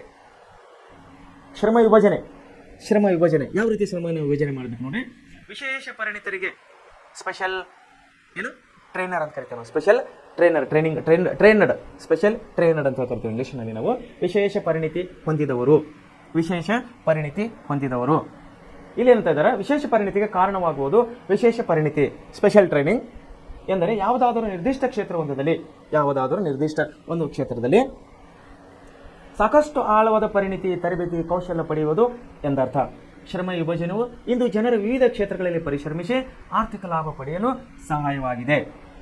ಆರ್ಥಿಕ ಹಿತಾಸಕ್ತಿ ಮತ್ತು ಶ್ರಮ ವಿಭಜನೆಯಿಂದ ವರ್ಗ ವ್ಯವಸ್ಥೆಯು ಸೃಷ್ಟಿಗೊಂಡಿತ್ತು. ಆಧುನಿಕ ಕಾಲದಲ್ಲಿ ವರ್ಗ ವ್ಯವಸ್ಥೆಯು ಕೈಗಾರೀಕರಣದಿಂದ ಉಂಟಾಗಿದೆ. ನೋಡಿ, ಮತ್ತೆಲ್ಲಿ ಬಂದಿವೆ ನಾವು? ಕೈಗಾರಿಕೀಕರಣಕ್ಕೆ. ಮನುಷ್ಯನ ಜೀವನಕ್ಕೆ ಕೈಗಾರಿಕೀಕರಣವು ಅತಿ ಮುಖ್ಯವಾಗಿದೆ ಪ್ರಿಯರೇ. ಎಲ್ಲಿ ಕೈಗಾರಿಕೀಕರಣ ಇವತ್ತಿ ಕೂಡ ಮಾಡರ್ನ್ ಪೀರಿಯಡ್, ಇವತ್ತಿ ಕೂಡ ಆಧುನಿಕ ಯುಗದಲ್ಲಿ ಯಾವ ದೇಶದಲ್ಲಿ, ಯಾವ ರಾಜ್ಯದಲ್ಲಿ ಕೈಗಾರಿಕೆ ಅಭಿವೃದ್ಧಿ ಆಗಿಲ್ವೋ ಅಲ್ಲಿ ಆರ್ಥಿಕತೆಯನ್ನು ಹಿಂದುಳಿದಿದೆ ಅಂತೇಳಿ ನಾನು ಹೇಳಕ್ಕೆ ಇಷ್ಟಪಡ್ತೇನೆ. ಯಾವಾಗ ಕೈಗಾರಿಕೆಗಳು ಬೆಳೀತಾವೋ ಅಲ್ಲಿ ದುಡಿಯುವ ಕೈಗಳಿಗೆ ಕೆಲಸ ಸಿಗ್ತವೆ, ಬೆಳೆಯುವ ಉತ್ಪನ್ನಗಳಿಗೆ ಒಳ್ಳೆ ಬೆಂಬಲವಾದಂಥ ಬೆಳೆಗಳು ಸಿಗ್ತವೆ. ಮನುಷ್ಯನ ಆರ್ಥಿಕ ಜೀವನ ಇಲ್ಲಿ ನಾವು ಉದ್ಧಾರವಾಗುತ್ತದೆ ಅಂತ ಹೇಳ್ಬೋದು. ಆರ್ಥಿಕ ಜೀವನ ಸುಧಾರಣೆ ಆಗುತ್ತದೆ ಅಂತ ನಾವು ಹೇಳ್ಬೋದು. ಅದನ್ನೇ ಹೇಳ್ತಾ ಇದ್ದಾರೆ ಇಲ್ಲಿ, ಕೈಗಾರಿಕರಣದ ಏನಾಗ್ತದೆ, ಆಧುನಿಕ ವರ್ಗದ ವ್ಯವಸ್ಥೆಯಲ್ಲಿ ಕೈಗಾರಿಕರಣದ ಸುಧಾರಣೆ ಆಗ್ತಾ ಇದೆ ಅಂತ ಹೇಳ್ತಾ ಇದ್ದಾರೆ. ಮುಂದೆ ನೋಡಿ, ಇಂದಿನ ಔದ್ಯೋಗಿಕ ಸಮಾಜದಲ್ಲಿ ವಿಶೇಷ ಪರಿಣಿತಿಗೆ ಸ್ಪೆಷಲ್ ಟ್ರೈನಿಂಗ್ ಆದವರಿಗೆ ಇವತ್ತೇನಿದೆ ಸಮಾಜದಲ್ಲಿ ಕೈಗಾರಿಕೆಯಲ್ಲಿ ಒಳ್ಳೆಯ ಒಂದು ಬೆಲೆ ಇದೆ. ಇದು ವಿಶಾಲ ಸ್ವರೂಪವನ್ನು ತಳೆದುದರಿಂದ ಕೈಗಾರಿಕೋದ್ಯಮಗಳು ಹೆಚ್ಚು ಬೆಳೆದು ಬಂದವು. ವ್ಯಾಪಾರ ವಾಣಿಜ್ಯ ಉದ್ಯಮಗಳು ವಿಸ್ತಾರಗೊಂಡವು. ನೋಡಿ, ಈಗ ಅಗ್ರಿಕಲ್ಚರ್, ನಾವು ಕೃಷಿ ಕ್ಷೇತ್ರಕ್ಕೆ ಹೋದಾಗ ಅಲ್ಲಿ BSc ಅಗ್ರಿ ಕೋರ್ಸ್ ಬರ್ತದೆ, BSc ಅಗ್ರಿಕಲ್ಚರ್, BSc ಕೃಷಿ ಅಂತ ಹೇಳೋ ಕೋರ್ಸ್ ಬರ್ತದೆ, MSc ಕೃಷಿ ಬರ್ತದೆ. ಬೇಡ, ಪೆಸ್ಟಿಸೈಡ್, ಅದೇ ನಾವು ಕೃಷಿ ಕ್ಷೇತ್ರಕ್ಕೆ ಹೋದಾಗ ನಮಗೆ ಗೊಬ್ಬರ ಮತ್ತು ಔಷಧಗಳನ್ನು ತಯಾರು ಮಾಡಬೇಕಂದ್ರೆ ಈ BSc ಅಗ್ರಿದವರಿಗೆ ಅಲ್ಲಿ ತೊಗೊಂಡು ಹೋಗ್ಲಿಕ್ಕಾಗಲ್ಲ. ಯಾಕಂದರೆ ಅವರು ಕೆಮಿಕಲ್ ಅಂದರೆ ಕೆಮಿಸ್ಟ್ರಿ ಓದಿದವ್ರು ಆಗಬೇಕು. ಅಲ್ಲಿ ಯಾರು ಬೇಕು ನಮಗೆ? ಸ್ಪೆಷಲ್ ಪರಿಣಿತಿ ಹೊಂದೋರು ಬೇಕು, ಅದರಲ್ಲಿ ಇಂಜಿನಿಯರ್ಸ್ ಬೇಕು. ಸೊ ಈಗ ಒಂದೊಂದು ಕೆಲಸಕ್ಕೆ ಒಂದೊಂದು ರೀತಿ ಪರಿಣಿತಿ ಹೊಂದಿದಂಥ ನಮಗೆ ನೌಕರರು ಅಥವಾ ಕೆಲಸಗಾರರು ಬೇಕಾಗಿದ್ದಾರೆ. ಯಾವಾಗ ವಿವಿಧ ರೀತಿಯಲ್ಲಿ ಒಬ್ಬ ಇಂಜಿನಿಯರ್ ಇರ್ತಾನೆ, ಅದೇ ಫ್ಯಾಕ್ಟ್ರಿಯಲ್ಲಿ ದುಡಿತಾನೆ. ಒಬ್ಬ BSc ಇರ್ತಾನೆ ಅಗ್ರಿ, ಅವನು ಅದೇ ಫ್ಯಾಕ್ಟ್ರಿಯಲ್ಲಿ ದುಡಿತಾನೆ. ಒಬ್ಬ ITI ಅಥವಾ ಡಿಪ್ಲೊಮಾ ಟೆಕ್ನಿಕಲ್ ಕೋರ್ಸ್ ಮಾಡಿದವನು ಇರ್ತಾನೆ, ಅವನು ಅದೇ ಫ್ಯಾಕ್ಟ್ರಿಯಲ್ಲಿ ದುಡಿತಾನೆ. ಕೆಲಸಗಳು ಬೇರೆ ಬೇರೆ ಆದರೂ ಕೂಡ ಉದ್ದೇಶ ಒಂದೇ ಆಗಿದೆ, ಅಲ್ಲಿ ಕೃಷಿ ಉತ್ಪನ್ನಗಳ ಒಂದು ಅಭಿವೃದ್ಧಿಯನ್ನು ಪಡಿಸುವುದು. ಅಲ್ಲಿ ಕೃಷಿ ಪಂಡಿತರಿರ್ತಾರೆ, ಇಂಜಿನಿಯರಿಂಗ್ಸ್ ಇರ್ತಾರೆ ಮತ್ತು ಕೆಮಿಕಲ್ ಇಂಜಿನಿಯರ್ಸ್ ಕೂಡ ಇರ್ತಾರೆ. ಸೊ ಇವರೆಲ್ಲರೇನೆಂದರೆ ವಿಶೇಷ ಪರಿಣಿತಿ ಹೊಂದಿದವರು ಆಯಾ ಕೋರ್ಸ್ನಲ್ಲಿ. ಮುಂದೆ ನೋಡಿ, ಕೂಲಿ ಸಹಿತ ಮತ್ತು ಕೂಲಿ ರಹಿತ ದುಡಿಮೆ. ಕೂಲಿ ಸಹಿತ ಮತ್ತು ಕೂಲಿ ರಹಿತ ದುಡಿಮೆ. ಏನಿದು ಕೂಲಿ ಸಹಿತ ಕೂಲಿ ರಹಿತ ದುಡಿಮೆ?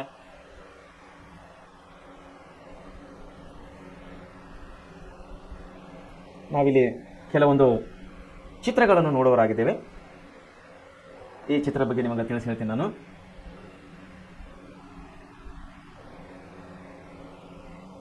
ನೋಡ್ರಿ, ಕೂಲಿ ಸಹಿತ ಮತ್ತು ಕೂಲಿ ರಹಿತ ದುಡಿಮೆ ಅಂತೇಳಿ ನಾವು ಕರಿತಾ ಇದ್ದೇವೆ. ಕೂಲಿ, ಸಂಬಳ ಅಥವಾ ಇನ್ನಾವುದೇ ಭೌತಿಕ ರೂಪದ ಪ್ರತಿಫಲ ನೀಡುವ ದುಡಿಮೆ ಚಟುವಟಿಕೆ ಕೂಲಿ ಸಹಿತ ದುಡಿಮೆ ಅಂತೇಳಿ ಕರಿತೇವೆ.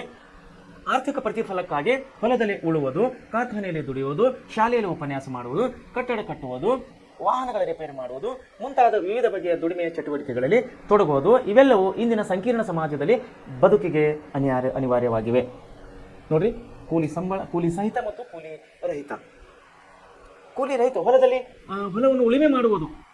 ನೋಡ್ರಿ, ಹೊಲದಲ್ಲಿ ಉಳುಮೆ ಮಾಡುವುದು ರೈತ, ಅವನಿಗೆ ಕೂಲಿ ಬರ್ತದ? ಇಲ್ಲ. ಬೆಳೆದ ಬೆಳೆ ಮೇಲೆ ಅವನಿಗೆ ಲಾಭ ಅಥವಾ ನಷ್ಟ, ಲಾಭನೇ ಆಗ್ತದೆ ಅಂತ ಹೇಳಕ್ಕೆ ಬರೋದಿಲ್ಲ. ಒಂದೊಂದು ಸಾರಿ ಅತಿವೃಷ್ಟಿ ಅನಾವೃಷ್ಟಿಯಿಂದ ಮಳೆಯ ಅಭಾವ ಅಥವಾ ಮಳೆಯ ಕೊರತೆ ಅಥವಾ ಮಳೆ ಹೆಚ್ಚಾಗಿ ಕೂಡ ಬೆಳೆಗಳು ಹೋಗ್ತವೆ. ಆವಾಗ ರೈತನಿಗೆ ಲಾಭವಾಗುವುದಿಲ್ಲ, ನಷ್ಟ ಆಗುತ್ತದೆ. ಸೊ ಇದನ್ನು ನಾವು ಕೂಲಿ ಸಹಿತ ಕೆಲಸ ಅಂತ ಹೇಳಿ ಕರೆಯೋದಿಲ್ಲ, ಇದನ್ನು ನಾವು ಕೂಲಿ ರಹಿತ ದುಡಿಮೆ ಅಂತ ಹೇಳಿ ಕರಿತೀವಿ. ಕೃಷಿಕಾರನು ಹೊಲದಲ್ಲಿ ನೇಗಿಲನ್ನು ಹೊಡೆಯುವುದು. ಆಮೇಲೆ ಕೂಲಿ ಸಹಿತ ಕೆಲಸದಾಗ ಏನೇನು ಬರ್ತಾವೆ ನೋಡ್ರಿ, ಕಾರ್ಖಾನೆಯಲ್ಲಿ ದುಡಿಯೋದು. ಕಾರ್ಖಾನೆಯಲ್ಲಿ ಲೇಬರ್ ಆಗಿ ಆಳುಗಳಾಗಿ ಕೆಲಸಕ್ಕೆ ಹೋಗ್ತೀವಲ್ಲ, ನೌಕರರಾಗಿ, ಅವ್ರು ನಮಗೆ ಸಂಬಳ ಕೊಡ್ತಾರೆ, ಯಾರು? ಕಂಪನಿಯವರು. ಆಮೇಲೆ ಶಾಲೆಯಲ್ಲಿ ಉಪನ್ಯಾಸ ಮಾಡೋದು, ಶಾಲೆಯಲ್ಲಿ ಪಾಠ ಮಾಡಕ್ಕೆ ಹೋಗೋದು, ಅಲ್ಲಿ ಶಾಲೆಯವರು ಅವರಿಗೆ ಸಂಬಳ ಕೊಡ್ತಾರೆ. ಕಟ್ಟಡ ಕಟ್ಟುವುದು, ಗೌಂಡಿ ಗಾರೆ ಕೆಲಸಕ್ಕೆ ಹೋದ ಅಲ್ಲಿ ಕಟ್ಟಡ ಮಾಲೀಕನು ಅವರಿಗೆ ಸಂಬಳ ಕೊಡ್ತಾನೆ. ವಾಹನ ರಿಪೇರಿ ಮಾಡುವುದು, vehicle repair, 2 wheeler 4 wheeler 6 wheeler lorry 10 anyone, ಯಾವುದೇ ವಾಹನ ರಿಪೇರಿಗೆ ಹೋದಾಗ ವಾಹನ ಮಾಲೀಕನು ಏನು ಕೆಟ್ಟದಾಗಿದೆ, ಗಾಡಿ ಏನು ಕೆಟ್ಟೋಗಿದೆ, ಅದರ ದುಸ್ತಿ ರಿಪೇರಿ ಚಾರ್ಜನ್ನು ಅಲ್ಲಿ ಮೆಕ್ಯಾನಿಕ್ ಕೊಡಬೇಕಾಗ್ತದೆ. ಇವೆಲ್ಲವೂ ಮಾಡೋ ರಿಪೇರಿ ಮುಂತಾದ ವಿವಿಧ ಬಗೆಯ ದುಡಿಮೆ ಚಟುವಟಿಕೆಗಳಿಗೆ ತೊಡಗೋದು, ಇವೆಲ್ಲವೂ ಇಂದಿನ ಸಂಕೀರ್ಣ ಸಮಾಜದಲ್ಲಿ ಬದುಕಿಗೆ ಅನಿವಾರ್ಯವಾಗಿದೆ. ನಾನು ಮೊದಲನೇದಾಗಿ ತಿಳಿಸಿದ್ದೇನೆ ಪ್ರಸ್ತಾವನೆಯಲ್ಲಿ ನಿಮಗೆ ಏನಂದ್ರೆ, ಕೆಲಸವು ಮನುಷ್ಯನಿಗೆ ಅನಿವಾರ್ಯವಾಗಿದೆ ಜೀವನ ನಡೆಸಲಿಕ್ಕೆ. ಕೆಲಸ ಇಲ್ಲದೆ ಮನುಷ್ಯ ಜೀವನ ಮಾಡೋದು ತುಂಬ ಕಷ್ಟವಾಗ್ತದೆ. ಮುಂದೆ ನೋಡಿ, ಮಾನವನ ಎಲ್ಲ ಕ್ರಿಯೆಗಳು ಕೂಲಿ ಸಹಿತ ದುಡಿಮೆ ಎನಿಸಿಕೊಳ್ಳುವುದಿಲ್ಲ. ದುಡಿಮೆಯು ಕೆಲವೊಮ್ಮೆ ಆರ್ಥಿಕ ಲಾಭ ಅಥವಾ ಪ್ರತಿಫಲದ ಕ್ರಿಯೆಯಾಗಿರುತ್ತದೆ. ಮನ ಸಂತೋಷದ ದೃಷ್ಟಿಯಿಂದ ಮಾನವನು ತೊಡಗುವ ಕ್ರಿಯೆಗಳೇ ಕೂಲಿ ರಹಿತ ದುಡಿಮೆ ಎನಿಸಿದೆ. ಉದಾಹರಣೆಗೆ, ಕಲಾಕಾರನೊಬ್ಬನ ಆತ್ಮ ಸಂತೋಷಕ್ಕಾಗಿ ಚಿತ್ರವೊಂದನ್ನು ಬಿಡಿಸುವ ಕಾರ್ಯದಲ್ಲಿ ತೊಡಗಿರುವುದು ಇತ್ಯಾದಿ. ಆದರೆ ಜಾತಿ ಮತ್ತು ವರ್ಣಭೇದ ಸಮಾಜದಲ್ಲಿ ಕೆಳಜಾತಿ ಕಪ್ಪು ಜನರಿಂದ ಒತ್ತಾಯಪೂರ್ವಕವಾಗಿ ಕೂಲಿ ರಹಿತ ದುಡಿಮೆ ಮಾಡಿಸಿಕೊಳ್ಳಲಾಗುತ್ತಿದೆ. ನೋಡಿ, ಎಲ್ಲ ಕೆಲಸಗಳು ಕೂಲಿ ರಹಿತವಾಗುವುದಿಲ್ಲ, ಕೂಲಿ ಸಹಿತವಾಗುವುದಿಲ್ಲ, ಕೂಲಿ ರಹಿತ ಕೆಲಸಗಳಿದೆ. ಹೇಳಿದೆ ನಿಮ್ಗೆ ನಾನು, ರೈತನು ಭೂಮಿಯಲ್ಲಿ ಉಳುಮೆ ಮಾಡ್ತಾನೆ, ಒಂದೊಂದು ಸಾರಿ ಅವನಿಗೆ ಲಾಭ ಆಗ್ಬೋದು, ಒಂದೊಂದು ಸಾರಿ ಅವನಿಗೆ ನಷ್ಟ ಕೂಡ ಆಗ್ಬೋದು. ಅದೇ ಒಬ್ಬ ಕಲಾಕಾರನ ಹತ್ರ ಬಂದರೆ ನಾವು, ಎಂಥ ಕಲಾಕಾರನು ಆತ್ಮ ಸಂತೋಷದ ಚಿತ್ರವನ್ನು ಬಿಡಿಸುವ ಚಿತ್ರಕಾರನ ಬಗ್ಗೆ ನಾವು ಬಂದಾಗ, ಆತ್ಮ ಸಂತೋಷಕ್ಕಾಗಿ ಅವನು ಚಿತ್ರ ಬಿಡಿಸುವಂತಹ ಚಿತ್ರಗಾರನ ಬಗ್ಗೆ ನಾವು ಮಾತನಾಡೋದಾದರೆ, ಬಿಡಿಸಿದಂಥ ಚಿತ್ರವು ಮಾರಾಟ ಆಗ್ಬೋದು, ಆಗದೇ ಇರ್ಬೋದು. ಆದರೆ ಅವನು ಚಿತ್ರ ಬಿಡಿಸ್ತಾ ಇರೋದು ಅವನ ಮನಃಶಾಂತಿಗಾಗಿ, ಅವನ ಒಂದು ಚಟಕ್ಕಾಗಿ, ಅವನ ಒಂದು ಹವ್ಯಾಸಕ್ಕಾಗಿ. ಆದರೆ ಬಿಡಿಸಿದಂಥ ಚಿತ್ರವು ಒಳ್ಳೆಯ ರೀತಿಯಲ್ಲಿ ಮಾರಾಟವಾದಾಗ ಅವನಿಗೆ ಕೈ ತುಂಬ ಹಣ ಬರುತ್ತವೆ. ಆದರೆ ಆ ಚಿತ್ರ ಮಾರಾಟ ಆಗಿಲ್ಲ ಅಂದರೆ, ಬಿಡಿಸಿದಂಥ ಚಿತ್ರ ಮಾರಾಟ ಆಗಿಲ್ಲ ಅಂದರೆ, ಜನರು ಇಷ್ಟಪಟ್ಟಿಲ್ಲ ಅಂದರೆ ಅವನಿಗೆ ಯಾವುದೇ ರೀತಿಯ ದುಡಿಮೆಯ ಹಣ ಬರೋದಿಲ್ಲ. ಕೇವಲ ಅವನ ಆತ್ಮಶಾಂತಿಗಾಗಿ, ಆತ್ಮ ಸಮಾಧಾನಕ್ಕಾಗಿ ಅವನು ಚಿತ್ರ ಬಿಡಿಸಿದ್ದಾನೆ ಅಂತ ಹೇಳ್ಬೋದು. ಇದು ದುಡಿಮೆ ರಹಿತ, ಫಲರಹಿತ ದುಡಿಮೆ ಅಂತೇಳಿ ನಾವು, ಅಥವಾ ಕೂಲಿ ರಹಿತ ದುಡಿಮೆ ಅಂತೇಳಿ ನಾವು ಇಲ್ಲಿ ಕರೆಯೋರಾಗಿದ್ದೇವೆ ಮಕ್ಕಳೇ.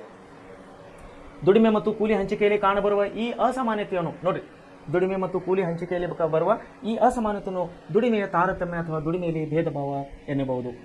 ಸ್ತ್ರೀ ಪುರುಷರಿಬ್ಬರು ದುಡಿಮೆಯಲ್ಲಿ ತೊಡಗಿರಬಹುದಾದರೂ ಅವರ ಉದ್ಯೋಗಗಳು ಒಂದೇ ಸಮನಾಗಿಲ್ಲ. ಭಾರತವನ್ನು ಒಳಗೊಂಡ ಜಗತ್ತಿನ ದೇಶಗಳಲ್ಲಿ ಪುರುಷರಿಗೆ ಉತ್ತಮ ಸ್ವರೂಪದ ಉದ್ಯೋಗಗಳನ್ನು ನೀಡಲಾಗುತ್ತಿದೆ. ಹಾಗೆಯೇ ಹೆಚ್ಚಿನ ಹೊಣೆಗಾರಿಕೆ ಮತ್ತು ಸಂಬಳವನ್ನು ನೀಡಲಾಗುತ್ತಿದೆ. ಆದರೆ ಸ್ತ್ರೀಯರಿಗೆ ಕಡಿಮೆ ಮಟ್ಟದ ಉದ್ಯೋಗ, ಹೊಣೆಗಾರಿಕೆ, ಸಂಬಳವನ್ನು ನೀಡಲಾಗುತ್ತಿದೆ. ಸರ್ಕಾರಿ ವಲಯದಲ್ಲಿ ಭೇದ ಭಾವ ಅತಿ ವಿರಳ, ಸಂಘಟಿತ ಕ್ಷೇತ್ರಗಳಲ್ಲಿ ಇವು ಕಾಣಬರುತ್ತದೆ. ನೋಡಿ, ನಾವು ಖಾಸಗಿ ಕ್ಷೇತ್ರಕ್ಕೆ ಹೋದಾಗ ಹೆಣ್ಣು ಮಕ್ಕಳನ್ನು ಸಣ್ಣ ಪ್ರಮಾಣದಲ್ಲಿ ಕೆಲಸ ಕೊಟ್ಟು, ಸಣ್ಣ ವೇತನವನ್ನು ಕೊಟ್ಟು ಅವರನ್ನು ದುಡಿಸಿಕೊಳ್ಳೋದನ್ನು ನಾವು ಕಾಣುವರಾಗಿದ್ದೇವೆ. ಆದರೆ ಅವರಿಗೆ ಬೇಕಾದವರಂಥವ್ರು ಅಥವಾ ಪುರುಷರನ್ನು ದೊಡ್ಡ ಮಟ್ಟದ ಕೆಲಸ ಕೊಟ್ಟು, ದೊಡ್ಡ ಮಟ್ಟದ ಸಂಬಳವನ್ನು ಕೊಟ್ಟು ಕೆಲಸ ಮಾಡೋರುಗಳನ್ನ ನಾವು ಕಾಣುವರಾಗಿದ್ದೇವೆ. ಇದನ್ನು ಸರ್ಕಾರ ಮಟ್ಟದಲ್ಲಿ ನಾವು ಕಾಣುವುದಿಲ್ಲ. ಯಾಕಂದರೆ ಅವರ ಒಂದು ವಿದ್ಯಾರ್ಹತೆ ಮೇಲೆ ಕೆಲಸ ಕೊಟ್ಟಿದ್ದಕ್ಕಾಗಿ ಅವರವರ ವಿದ್ಯಾರ್ಥಿ ಮೇಲೆ ಅವರಿಗೆ ಕೆಲಸ ಕೊಡ್ತಾರೆ ಸರ್ಕಾರದವರು, ವಿನಃ ಅಲ್ಲಿ ತಾರತಮ್ಯ ಇರುವುದಿಲ್ಲ. ಆದರೆ ನಾವು ಖಾಸಗೀಕರಣದಲ್ಲಿ, ಕೈಗಾರಿಕೆಗಳಲ್ಲಿ ಮತ್ತು ಇನ್ನಿತರೆ ಖಾಸಗಿ ಉದ್ಯೋಗದಲ್ಲಿ ಬಂದಾಗ ನಾವು ತಾರತಮ್ಯವನ್ನು ಕಾಣುವರಾಗಿದ್ದೇವೆ. ಅಲ್ಲಿ ಸಂಬಳದ ತಾರತಮ್ಯ ಕಾಣುವರಾಗಿದ್ದೇವೆ, ವಿದ್ಯಾರ್ಹತೆಯ ತಾರತಮ್ಯವನ್ನು ಕಾಣುವರಾಗಿದ್ದೇವೆ ಮತ್ತು ಸ್ಥಾನಮಾನದ ತಾರತಮ್ಯವನ್ನು ಕೂಡ ನಾವು ಕಾಣುವರಾಗಿದ್ದೇವೆ. ಸೊ ಇದನ್ನು ನಾವು ಪ್ರೈವೇಟ್ ಅಂದರೆ ಖಾಸಗಿ ಕ್ಷೇತ್ರದಲ್ಲಿ ಕಾಣಬಹುದು, ಸರ್ಕಾರ ಕ್ಷೇತ್ರದಲ್ಲಿ ಇಲ್ಲ. ಸ್ತ್ರೀ ಪುರುಷರ ದುಡಿಮೆಗೆ ಸಂಬಂಧಿಸಿದಂತೆ ಇನ್ನೊಂದು ಬಗೆಯ ತಾರತಮ್ಯವಿದೆ. ಉದ್ಯೋಗ ಅವಕಾಶಗಳು ಹೆಚ್ಚುತ್ತಿರುವ ಈ ದಿನಗಳಲ್ಲಿ ಸ್ತ್ರೀಯರು ಬಹುದೊಡ್ಡ ಸಂಖ್ಯೆಯಲ್ಲಿ ಉದ್ಯೋಗಕ್ಕೆ ಸೇರಿಕೊಳ್ಳುತ್ತಾ ಇದ್ದಾರೆ. ಆದರೆ ಅವರಿಗೆ ನೀಡಲಾದ ಸಂಬಳದಲ್ಲಿ ಮಾತ್ರ ತಾರತಮ್ಯ ಮಾಡ್ತಾ ಇದ್ದಾರೆ. ಪುರುಷರಿಗೆ ಸರಿಸಮಾನವಾಗಿ ಅವರು ದುಡಿಯುವ ಸಂದರ್ಭದಲ್ಲೂ ಅವರಿಗೆ ಕಡಿಮೆ ವೇತನ ನೀಡುವುದು ಒಂದು ಬಗೆ ಶೋಷಣೆಯೇ ಸರಿ. ಇದನ್ನು ತೊಡೆದು ಹಾಕಲು ಕೇಂದ್ರ ಸರ್ಕಾರವು ಸಮಾನ ವೇತನ ಸಮಾನ ಕಾಯ್ದೆಯನ್ನು 1976ರಲ್ಲಿ ಜಾರಿಗೆ ತಂದಿದೆ. ಏನು ತಂದಿದೆ? ಸಮಾನ ವೇತನ ಮತ್ತು ಸಮಾನ ವೇತನ ಎಂಬಂಥ ಕಾಯ್ದೆಯನ್ನು 1976ರಲ್ಲಿ ಕೇಂದ್ರ ಸರ್ಕಾರವು ಜಾರಿಗೆ ತಂದಿದೆ. ಆದ್ದರಿಂದ ನಗರದ ವಲಯ, ಸಂಘಟಿತ ವಲಯದಲ್ಲಿ ವೇತನಕ್ಕೆ ಸಂಬಂಧಿಸಿದಂಥ ಇಂತಹ ತಾರತಮ್ಯಗಳು ಕಡಿಮೆಯಾಗಿದೆ. ನೋಡಿ ಏನಾಗ್ತದೆ ಇಲ್ಲಿ, ಖಾಸಗಿ ಕ್ಷೇತ್ರದಲ್ಲಿ ಕಾಣುತ್ತಿರುವ ನಾವು ಉದ್ಯೋಗದ ತಾರತಮ್ಯಗಳನ್ನು ಕಟ್ಟಿ ಹಾಕಲು, ಅದನ್ನು ಕಂಟ್ರೋಲ್ ಮಾಡಲಿಕ್ಕೆ ಕೇಂದ್ರ ಸರ್ಕಾರ ಏನು ಮಾಡಿದೆ, ಇಲ್ಲಿ 1976ರಲ್ಲಿ ಸಮಾನ ವೇತನ ಸಮಾನ ಕೆಲಸ ಅನ್ನುವಂಥ ಒಂದು ಕಾಯ್ದೆಯನ್ನು ಜಾರಿಗೆ ತಂದಿದೆ.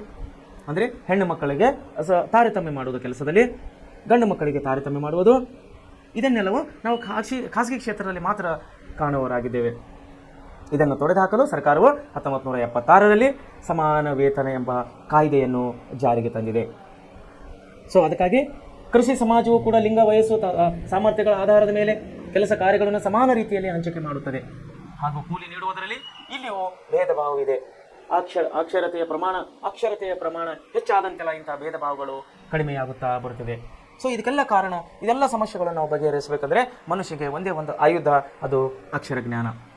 ಎಲ್ಲಿ ಮನುಷ್ಯನು ಶಿಕ್ಷಿತನಾಗುತ್ತಾನೋ, ಎಲ್ಲಿ ಅಕ್ಷರ ಜ್ಞಾನ ಬರುತ್ತದೋ ಅಲ್ಲಿ ಅಂಧಕಾರವನ್ನು ಹೋಗುತ್ತದೆ, ಅವನಿಗೆ ತಿಳುವಳಿಕೆಯನ್ನು ಬರುತ್ತದೆ, ಅವನಿಗೆ ಜೀವನದ ಬಗ್ಗೆ ಅರಿವಾಗುತ್ತದೆ.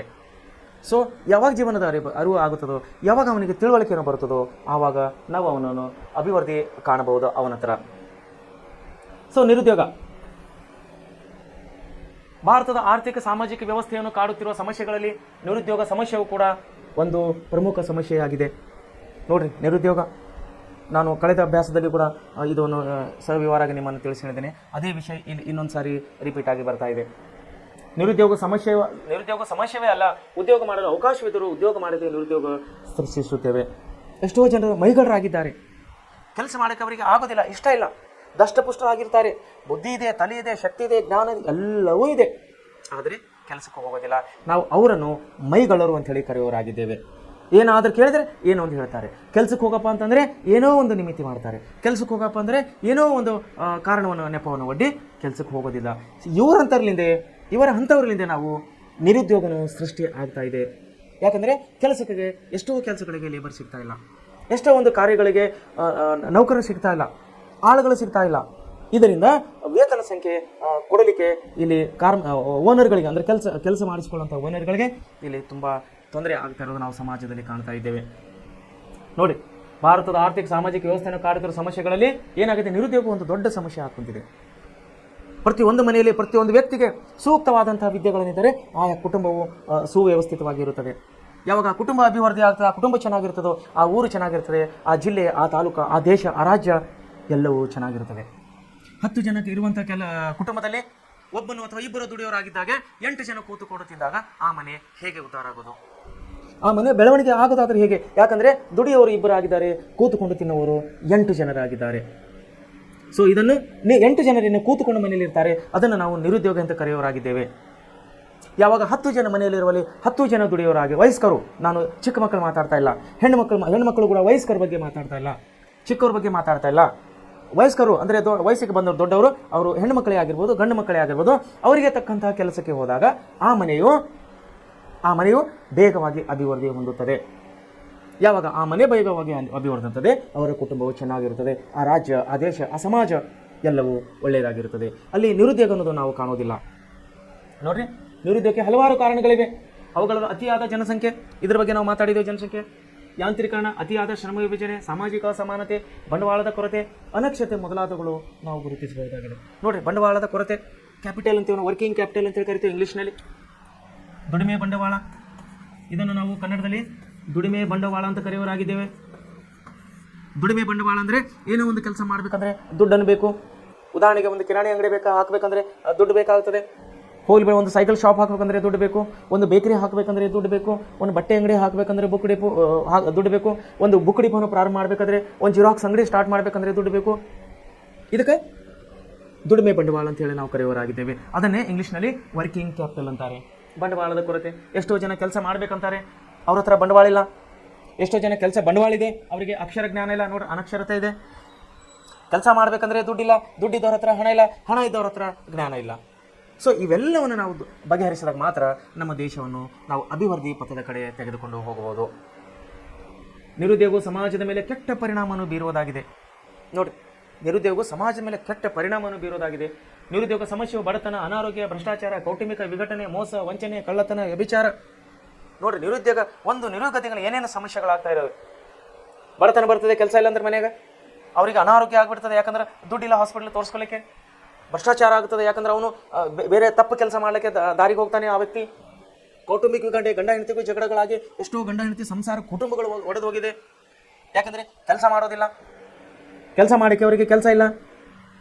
ಮೋಸ ಆಗ್ತಾ ಇದೆ, ಕುಟುಂಬ ವಿಘಟನೆ ಆಗ್ತದೆ, ಮೋಸ ಆಗ್ತಾ ಇದೆ, ವಂಚನೆಗಳಾಗ್ತದೆ, ಕಳ್ಳತನವಾಗ್ತಾ ಇದೆ, ವ್ಯಭಿಚಾರಗಳಾಗ್ತಾ ಇದೆ. ಇವೆಲ್ಲ ಸಮಸ್ಯೆಗಳು ನಿರುದ್ಯೋಗದಿಂದ ಆಗ್ತಾ ಇವೆ ಅಂತೇಳಿ ನಾನು ನಿಮ್ಮನ್ನು ಹೇಳಕ್ಕೆ ಇಷ್ಟಪಡ್ತೇನೆ. ಮುಂತಾದ ಪರಿಣಾಮಗಳಿಗೆ ಕಾರಣವಾಗುವುದು ಇದು ಅತ್ಯಂತ ಗಂಭೀರ ಸಾಮಾಜಿಕ ಸಮಸ್ಯೆಯಾಗಿದೆ ನಿರುದ್ಯೋಗ. ಸೊ ಇದು ಎಲ್ಲಿ ನಿರುದ್ಯೋಗ ನಿವಾರಣೆ ಆಗುತ್ತದೋ ಆ ದೇಶವು ಉದ್ಧಾರವಾಗುತ್ತದೆ, ಅಭಿವೃದ್ಧಿ ಆಗುತ್ತದೆ. ನಿರುದ್ಯೋಗ ಸಮಸ್ಯೆಗೆ ಪರಿಹಾರ ಉಪಾಯಗಳು. ಹಾಗಾದರೆ ನಿರುದ್ಯೋಗ ಸಮಸ್ಯೆ ಇದೆ, ಓಕೆ, ಬಟ್ ನಿರುದ್ಯೋಗವನ್ನು ಹೇಗೆ ಪರಿಹಾರ ಮಾಡೋದು? ನೋಡಿ, ನಿರುದ್ಯೋಗ ಸಮಸ್ಯೆ ನಿವಾರಿಸಲು ಸರ್ಕಾರ ಹಲವು ಕಾರ್ಯಕ್ರಮಗಳನ್ನು ಹಾಕಿಕೊಂಡಿದೆ. ಅವುಗಳೆಂದರೆ ಜನಸಂಖ್ಯಾ ನಿಯಂತ್ರಣ ಕ್ರಮಗಳು, ಗುಡಿ ಕೈಗಾರಿಕೆಗಳಿಗೆ ಪ್ರೋತ್ಸಾಹ ಕೊಡ್ತಾ ಇದೆ ಸರ್ಕಾರ, ಕೃಷಿ ಕ್ಷೇತ್ರದ ಅಭಿವೃದ್ಧಿಗೆ, ಕೈಗಾರಿಕಾ ಕ್ಷೇತ್ರ ಅಭಿವೃದ್ಧಿಗೆ ಶೈಕ್ಷಣಿಕ ಸುಧಾರಣಾ ಕಾರ್ಯಕ್ರಮಗಳು, ಪಂಚವಾರ್ಷಿಕ ಯೋಜನೆಗಳು, ವೃತ್ತಿಪರ ಶಿಕ್ಷಣಕ್ಕೆ ಪ್ರೋತ್ಸಾಹ, ಗ್ರಾಮೀಣಾಭಿವೃದ್ಧಿ ಯೋಜನೆಗಳು, ಉದ್ಯೋಗ ಖಾತ್ರಿ ಯೋಜನೆ. ಇತ್ತೀಚಿನ ದಿನಗಳಲ್ಲಿ ಭಾರತದ ಮಾಹಿತಿ ಮತ್ತು ತಂತ್ರಜ್ಞಾನ ಕ್ಷೇತ್ರ ಹೆಚ್ಚಿನ ಪ್ರಗತಿಯನ್ನು ಕಂಡುಬಂದಿದ್ದು ಉದ್ಯೋಗ ನೀಡಿಕೆಯಲ್ಲಿ ಇಂತಹ ಸೇವಾ ವಲಯ ಪಾತ್ರ ಅತ್ಯಂತ ಮಹತ್ವದಾಗಿದೆ. ನೋಡಿ, ಸರ್ಕಾರ ಎಷ್ಟು ಸ್ಕೀಮ್ಗಳನ್ನು ತರ್ತಾ ಇದೆ, ಎಷ್ಟು ಯೋಜನೆಗಳನ್ನು ಹಾಕೋತಾ ಇದೆ ನಿರುದ್ಯೋಗನ ಹೋಗಲಾಡಿಸಲಿಕ್ಕೆ. IT-BT ಕಂಪನಿಗಳು, ಮಾಹಿತಿ ತಂತ್ರಜ್ಞಾನ ಕಂಪನಿಗಳಿಂದ ಇವತ್ತು ಮೊಬೈಲ್ ಉತ್ಪಾದನೆ, ಮೊಬೈಲ್, ಕಂಪ್ಯೂಟರ್, ಎಲೆಕ್ಟ್ರಾನಿಕ್ಸ್ ಐಟಮ್ಗಳನ್ನು ನಾವು ಕಾಣುವರಾಗಿದ್ದೇವೆ. ಎಷ್ಟು ಕುಂತದ ಕೆಲಸಗಾರರಿಗೆ ಕೆಲಸ ಸಿಗ್ತಾ ಇದೆ. ITI, ಎಲೆಕ್ಟ್ರಾನಿಕ್ಸ್ ಡಿಪ್ಲೊಮಾ, ಇಂಜಿನಿಯರಿಂಗ್ ಆದವರಿಗೆ ಇವತ್ತು ದೊಡ್ಡ ದೊಡ್ಡ ಹುದ್ದೆಗಳು ಸಿಗ್ತಾ ಇವೆ. ಗ್ರಾಮೀಣ ಅಭಿವೃದ್ಧಿ, ರೂರಲ್ ಡೆವಲಪ್ಮೆಂಟ್ನಲ್ಲಿ ಸುಮಾರು ನಾವು ಅಭಿವೃದ್ಧಿ ಕೆಲಸಗಳನ್ನು ಕಾಣುವರಾಗಿದ್ದೇವೆ. ಆಮೇಲೆ ಕೈಗಾರಿಕಾ ಕ್ಷೇತ್ರಗಳು, ಶಿಕ್ಷಣ. ನೋಡಿರಿ, ಯಾವುದದು ಪಂಚವಾರ್ಷಿಕ ಯೋಜನೆಗಳಲ್ಲಿ ಅನೇಕ ನಾವು ಶೈಕ್ಷಣಿಕ ಅಭಿವೃದ್ಧಿಗಳನ್ನು ನಾವು ಕಾಣುವರಾಗಿದ್ದೇವೆ. ಗುಡಿ ಕೈಗಾರಿಕಾ ಪ್ರೋತ್ಸಾಹಗಳು, ಟೆಕ್ನಾಲಜಿ ನಮ್ಮದು ಡೆವಲಪ್ ಆಗಿದೆ. ಆದರೂ ಕೂಡ ನಿರುದ್ಯೋಗ ಸಮಸ್ಯೆ ಕಡಿಮೆ ಆಗ್ತಾ ಇಲ್ಲ. ಕಾರಣ ಒಂದು ಆಲಸ್ಯತನ, ಸಾಮಾಜಿಕವಾಗಿ ಜನರ ಪಾಲ್ಗೊಳ್ಳುವಿಕೆಯಲ್ಲಿ ಆಲಸ್ಯತನ ಜನರು ಮಾಡ್ತಾ ಇದ್ದಾರೆ, ಸಾರ್ವಜನಿಕ ಮಾಡ್ತಾ ಇದ್ದಾರೆ. ಇದ್ದಂಥ ಕೆಲಸಗಳನ್ನು ಮಾಡಿಕೊಂಡು ಹೋದರೆ ನೋಡಿ, ಗುಡಿ ಕೈಗಾರಿಕೆಗಳಿಗೆ ಸರ್ಕಾರ ಪ್ರೋತ್ಸಾಹ ಕೊಡ್ತಾ ಇದೆ. ಅವರಲ್ಲಿದ್ದಂಥ ಕಲೆಯನ್ನು ಹೊರಗೆ ಬರಬೇಕು, ಅವರಲ್ಲಿದ್ದಂಥ ಯೋಜನೆಯನ್ನು ಹೊರಗೆ ಬರಬೇಕು. ಅವರು ಯಾವ ರೀತಿ ಕೆಲಸ ಮಾಡ್ತಾರೋ ಆ ಕೆಲಸಕ್ಕೆ ಸರ್ಕಾರದಿಂದ ಹಲವು ಕಾರ್ಯಕ್ರಮಗಳು ಸರ್ಕಾರ ಹಾಕಿಕೊಳ್ತಾ ಇದೆ. ಆದರೆ ಸಾರ್ವಜನಿಕರ ನಿರಾಸಕ್ತಿಯಿಂದ ಇವೆಲ್ಲವುಗಳು ಎಲ್ಲ ಗೌರ್ಮೆಂಟ್ ಸ್ಕೀಮ್ಗಳು ಫ್ಲಾಪ್ ಆಗ್ತಾ ಇದೆ, ಫೇಲ್ ಆಗ್ತಾ ಇವೆ. ಎಲ್ಲ ಸ್ಕೀಮ್ಗಳನ್ನು ಇಲ್ಲಿ ಯಶಸ್ವಿ ಆಗ್ತಾ ಇಲ್ಲ. ಯಾಕಂದರೆ ಸಾರ್ವಜನಿಕರ ನಿರಾಸಕ್ತಿ. ನೋಡಿ, ಇಂದು ಗ್ರಾಮೀಣ ಪ್ರದೇಶಗಳ ನಿರುದ್ಯೋಗ ಸಮಸ್ಯೆಗಿಂತ ಉದ್ಯೋಗಿಗಳ ಕೊರತೆ ಎದ್ದು ಕಾಣಬರ್ತಾ ಇದೆ. ಕೆಲಸಕ್ಕೆ ಆಳುಗಳು ಸಿಗ್ತಾ ಇಲ್ಲ.